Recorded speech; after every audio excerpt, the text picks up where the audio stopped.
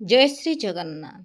ଜବଲପୁରର ଘଟିଥିବା ଘଟଣାଟି ସମସ୍ତଙ୍କ ମନକୁ ଦୋହଲାଇ ଦେଇଛି। ମାନେ ମା କ'ଣ ନ କରିପାରେ।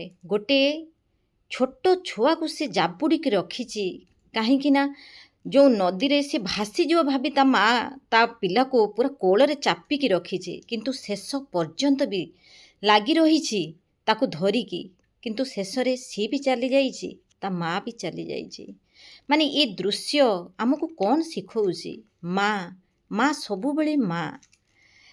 ତାକୁ ଯେତେବେଳେ ଆମେ ଦୁନିଆ କଥା କହୁଛନ୍ତି ରାଗି ଯାଇକି, ଥରୁଟିଏ ବି ଭାବୁନାହାନ୍ତି ଯେ ମା କ'ଣ ଆମ ପାଇଁ କରିଛି।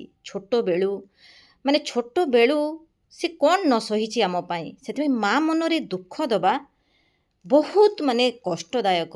ତା ମନରେ ଯଦି ଦୁଃଖ ଥରେ ଆସିଗଲା, ତା ହୃଦୟକୁ ଯଦି ଥରେ ବାଧିଗଲା, ତା ଅଭିଶାପରୁ କେହି ବି ମୁକ୍ତି ପାଇପାରନ୍ତି ନାହିଁ। କିନ୍ତୁ ମା କେବେ ବି ଅଭିଶାପ ଦିଏ ନାହିଁ। ମା ସିନା ଅଭିଶାପ ଦିଏନି, ତା ଆଖିରୁ ଯେଉଁ ଲୁହ ଝଡ଼ିଥିବ, ଯେଉଁ ଲୁହ ଦିଟୋପା ବାହାରିଥିବ, ଯାହା ଯେଉଁ ପୁଅ ଝିଅମାନେ ତାକୁ କଟୁ କଥା କହିଥାନ୍ତି, ସେଇ କଟୁ କଥା ଶୁଣିକି ଯେଉଁ ଆଖିରୁ ଲୁହ ଦିଟୋପା ବାହାରିଥିବ, ସେହି ପୁଅ ଝିଅଙ୍କ ପାଇଁ ଅଭିଶାପ ହେଇଯାଇଥାଏ। ସେଥିପାଇଁ ଭାବି ଚିନ୍ତିକି ବାପ ମାଙ୍କ ସହିତ କଥାବାର୍ତ୍ତା କରିବା ଉଚିତ। କାହିଁକି ନା ଯଦି ଆଜି ସେ ଚାଲି ଯାଉଛନ୍ତି, ଆମେ ପଛରେ ଭାବିଲେ କିଛି ନଥାଏ। ଏହି ଦୃଶ୍ୟରୁ ଆମକୁ ବହୁତ କିଛି ଶିଖେଇ ଦେଉଛି। ପିଲାଟିକୁ ବଞ୍ଚାଇବାକୁ ଯାଇ ମାଟି ପୁରା ତାକୁ ଜାବୁଡ଼ିକି ଧରିକି ଶେଷରେ ନା ମା ବଞ୍ଚିଛି, ନା ପିଲାଟିକୁ ବି ବଞ୍ଚେଇ ପାରିଛି। ଦୁଇ ଜଣ ଶେଷରେ ଚାଲି ଯାଇଛନ୍ତି।